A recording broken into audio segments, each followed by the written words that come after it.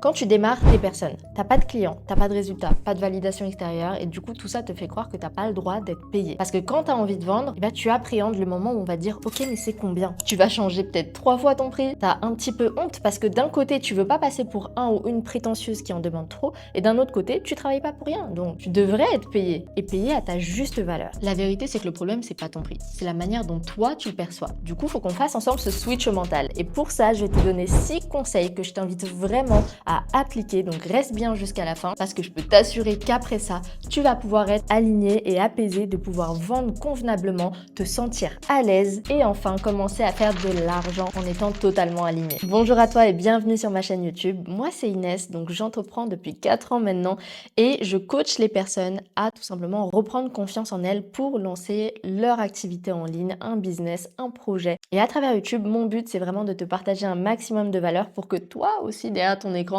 tu puisses te donner les moyens d'aller chercher la vie que tu veux réellement. Et pour t'aider du coup, je te partage une vidéo par semaine, alors n'hésite pas à t'abonner. Alors déjà pour moi la base, les fondations, il y a 2 choses très importantes.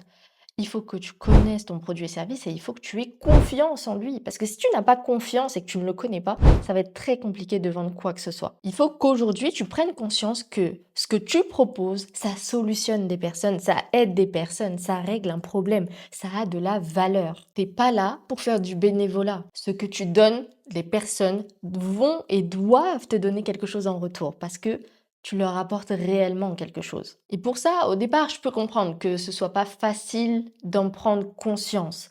Et du coup, ce que je vais te conseiller de faire, ça va être de vraiment commencer par faire 1 ou 2 prestations gratuites de ce que tu as à proposer. C'est-à-dire que si tu as une idée d'un projet, donc un business, une activité, quelque chose dans lequel tu veux te lancer, prends 1 ou 2 personnes et propose-leur ton service ou ton produit gratuitement. Teste-le avec eux, ça va être un petit peu tes cobayes. Mais ce qui est bien, c'est que déjà, ça te permet d'améliorer ce que tu as à proposer parce que tu vas avoir un feedback et tu peux pas savoir ce qu'il y a à améliorer si tu vas pas sur le terrain. Ça, déjà, c'est la meilleure manière d'avoir une offre vraiment irrésistible et surtout te permettre à toi d'avoir confiance. Parce que ça va te montrer qu'effectivement tu aides des personnes, qu'effectivement les personnes te disent merci. Mais s'il te plaît, choisis pas des personnes de ta famille ou des amis ou de ton cercle. Va chercher des personnes qui correspondent vraiment à ta cible, parce que sinon ça serait incohérent. Imaginons que tu veux vendre une formation pour aider les personnes à perdre du poids et que tu vas avoir une personne qui n'est pas du tout, qui n'a pas du tout cette volonté de perdre de poids, bah, elle va pas te donner des conseils vraiment pertinents. Elle ne représente pas ta cible, donc adresse-toi aux bonnes personnes. Que ce soit des inconnus ou des personnes que tu connais de très loin, peu importe, tant qu'il s'agit de ta cible. Et aussi parce que peut-être ton entourage aura peut-être beaucoup plus de complications, beaucoup plus de freins à te dire ce qui va pas. Et toi, surtout, ça va te toucher davantage au niveau personnel. Mais attention, quand tu réalises la prestation, réalise-la comme si la personne avait payé, comme si elle avait payé 1 000 € s'il faut. Parce qu'il faut que tu t'investisses concrètement comme si c'était réel. C'est seulement comme ça que tu vas réaliser l'impact que tu as pour les personnes. Ça va te permettre aussi d'avoir tes premiers avis, tes premières preuves. Moi, pour vous dire, dans mon cas, j'ai déjà pu faire effectivement plusieurs prestations sans jamais demander de l'argent au départ parce que j'étais en mode je sais pas si je le mérite vraiment. En fait, je commençais dans le but de juste sincèrement vouloir aider la personne, vous voyez? Et après, je voyais que la personne commençait à me dire que non, écoute, ce que tu fais, ça a de la valeur, donc j'ai envie de te payer.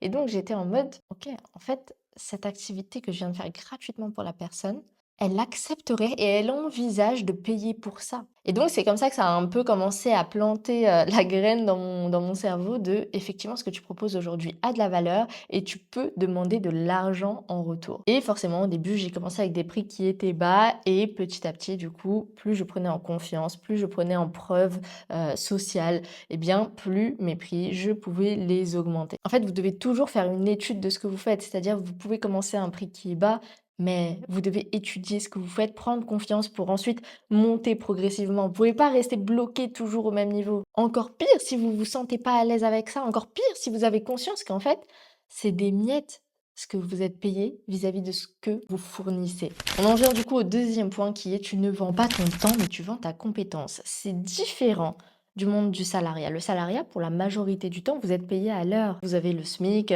minimum, par exemple, qui va être de 11,65 brut de l'heure. Là, on parle de votre business. C'est vous qui avez les rênes. C'est vos règles à vous. Vous n'êtes pas obligé de rester sur ce principe de je suis payé à l'heure parce que ça, c'est ce qu'on essaye de nous ancrer dans la société. C'est une croyance un peu générale, une croyance sur laquelle vous allez vous baser, surtout dans un moment où vous êtes plein de doutes. Mais regardez, par exemple, une femme va dans un cabinet d'avocat et a une problématique. Elle va lui expliquer la problématique. L'avocat va lui proposer la solution en 10 minutes. Ok, 10 minutes. Facture 500 €. Ouais, 500 € les 10 minutes. Pourquoi? Parce que c'est sa compétence qu'il y a derrière. Même si la réponse, il a pu la donner en 10 minutes, le temps que ça lui a pris d'apprendre à avoir ces connaissances-là, bah ça lui a pris des années d'études, des années d'expérience pour lui donner la réponse en 10 minutes. Et il faut être OK avec ça. Ce que tu vends, ce n'est pas la durée, c'est ta capacité à résoudre un problème rapidement, clairement et sans détour. Parce que tu as mis peut-être des années à apprendre, à tester, à progresser. Alors pourquoi les personnes devraient te payer moins cher? Parce que c'est plus rapide? Et c'est pour ça que vos prix ne peuvent pas rester bas et fixes et que vous devez toujours les revoir parce que au fur et à mesure, vous améliorez ce que vous faites logiquement et vous allez améliorer ce que vous faites. Donc progressivement, vous allez pouvoir monter petit à petit sans être non plus prétentieux et viser directement les étoiles. Essayez d'être logique quand même. Je pense que si aujourd'hui je devais être payée à l'heure, mes finances n'auraient rien à voir. Ensuite, quelque chose d'autre d'important, c'est d'apprendre à te traiter comme un professionnel, même si tu es débutant. Pose-toi la question, si je devais payer quelqu'un pour faire ce que je fais, je le paierais combien? Imaginons que tu recherches quelqu'un pour n'importe quelle prestation. Tu vas chercher quelqu'un comment? En te basant sur quoi? Sur le fait qu'il soit fiable, que tu n'aies pas besoin de lui faire 50 000 relances par jour, qu'il soit compétent, quelqu'un de rapide, qui va droit au but, qui est investi, c'est-à-dire qui te prend au sérieux, que tu cherches un professionnel, pas juste quelqu'un qui te vend son temps. Et tu penses que cette personne-là va travailler pour 10 € de l'heure? Donc toi aussi, tu dois commencer à te percevoir comme ce ou cette professionnelle. C'est vraiment tous ces éléments-là qui rentrent en jeu. Et ton prix, c'est pas juste pour gagner de l'argent. Ton prix, c'est aussi un message que tu envoies. Le message de je me respecte, je me prends au sérieux et je suis prêt à apporter de la vraie valeur aux autres. Si toi-même tu n'oses pas te payer ce que tu vaux, comment veux-tu que les autres le fassent à ta place? Donc le prix que tu choisis, tu dois l'assumer à 100%.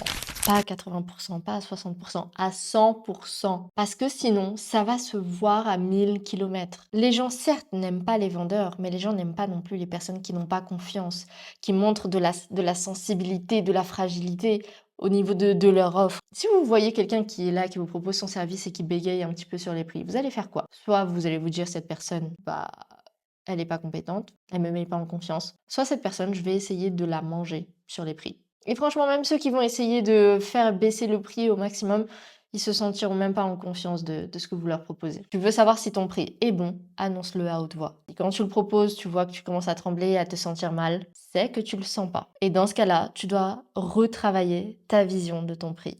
C'est-à-dire tout ce que je t'ai dit au début de cette vidéo. Prendre ton prix et le décomposer. Pourquoi il a cette valeur-là pour toi aujourd'hui?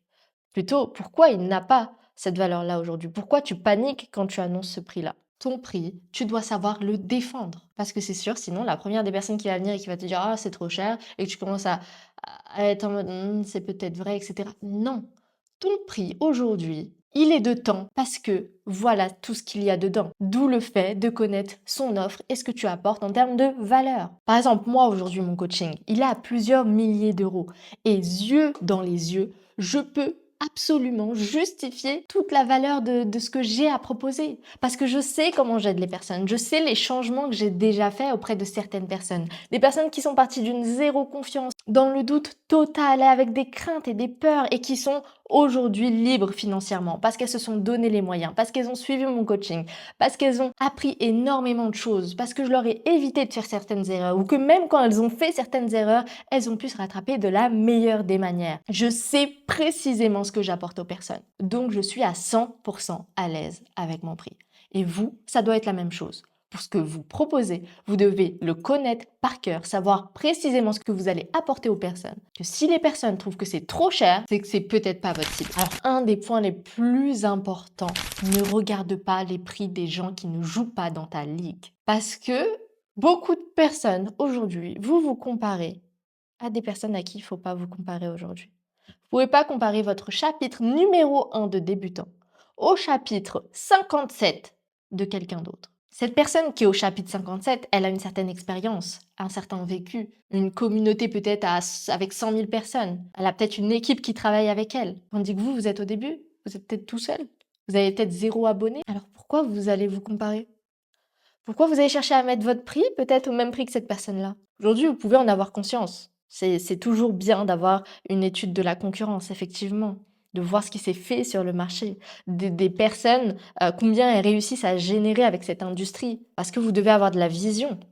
Et vous devez savoir si ce dans quoi vous vous lancez, ça marche. Est-ce que c'est un marché concurrentiel? La concurrence, c'est bien. Il y a une différence entre un marché bouché et un marché concurrentiel. S'il y a de la concurrentielle, c'est qu'il y a de l'offre, il y a de la demande, donc il y a de l'argent. Vous pouvez connaître le prix de vos concurrents. Ne cherchez pas directement à vous aligner à eux, sachant que eux, ça fait des années qu'ils sont là sur le marché. Parce que dans ce cas-là, vous allez perdre votre voix, votre vision et vos valeurs. Allez plutôt chercher des personnes qui sont au même niveau que vous. Donc pas celui qui est au chapitre 57, mais c'est lui qui est dans les débuts de ses chapitres comme toi. Et là, c'est beaucoup plus pertinent de se comparer à ce moment-là, en restant dans une comparaison positive, une comparaison qui vous fait avancer.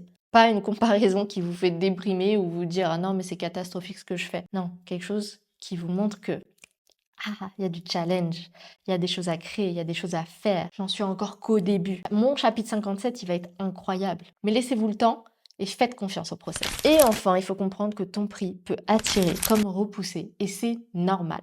Tu ne pourras jamais plaire à tout le monde, donc c'est normal que des personnes vont te dire non. C'est normal que des personnes vont te dire que t'es trop cher. C'est qu'il ne s'agit tout simplement pas de ta cible. Et ces personnes-là, tu dois juste te dire « Ok, merci, tu viens de me prouver que t'étais pas forcément la bonne personne, que je me suis peut-être trompée. » Et ça, malheureusement, au début, on se dit « Ah non, mais je vais toucher tout le monde. » Non, vous devez être beaucoup plus ciblé, beaucoup plus niché. Parce qu'il est plus simple au départ d'être niché et d'ensuite s'ouvrir au fur et à mesure au monde, plutôt que d'être ouvert au monde directement.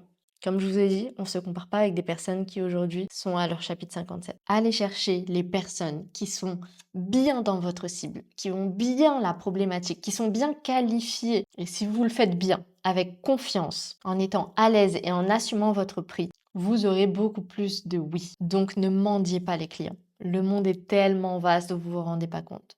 Si ce n'est pas ces personnes-là, ça en sera d'autres. Ne baissez pas, ne faites pas des rabais pour des personnes qui ne sont pas votre cible. Parce que vous allez également baisser la qualité de ce que vous faites, vous allez ne plus être aligné avec vos valeurs et ça, c'est la pire des choses à faire. Du coup, l'équipe, fixer un prix, c'est pas juste un acte commercial, c'est une vraie posture mentale. Quand tu choisis un tarif qui est clair, tu dis au monde, je sais ce que je propose, je crois en l'impact de ce que je fais et j'ai le droit d'en vivre. Et tu sais quoi, c'est souvent en fixant ce prix que la confiance va arriver au fur et à mesure. Et c'est pas l'inverse. Et ça, c'est uniquement sur le terrain, c'est uniquement en faisant des tests. Si tu passes pas à l'action, tu sauras jamais si tes prix sont bons. Et ça, malheureusement, il y a trop de personnes qui sont là, qui se baladent sur YouTube, mais qui au final ne font aucun test directement sur le terrain.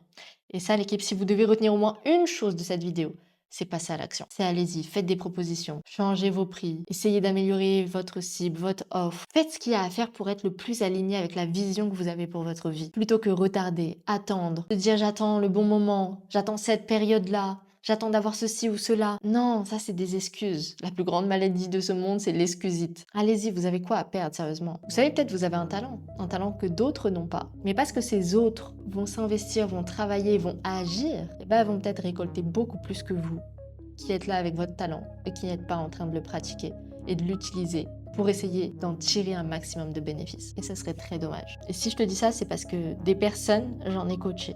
Des personnes en manque de confiance, des personnes qui ont des peurs, des personnes qui ne savent pas par où commencer. Mais ces personnes-là ont décidé que ça n'allait pas rester comme ça et que ça allait changer. Donc si toi aussi tu veux que ça change, agis. Et si tu as du mal à agir seul, prends rendez-vous directement avec moi. On se fait un appel, on voit quelles sont tes problématiques et si effectivement j'ai la possibilité de t'aider ou pas. Vu qu'on est sur des coachings personnalisés, les places sont vraiment limitées. Donc je demande uniquement à ceux qui sont vraiment déterminés de venir me contacter. Le lien est directement dans ma bio. D'ailleurs, dites-moi dans les commentaires quel est ton plus gros blocage quand il s'agit de fixer ton prix. Comme ça, je pourrais t'apporter une réponse personnalisée. Et sinon, j'espère que la vidéo t'a plu. Et si tu veux que je t'aide à améliorer ta personne et tes finances, il faut que tu sois abonné pour ne pas louper la prochaine vidéo.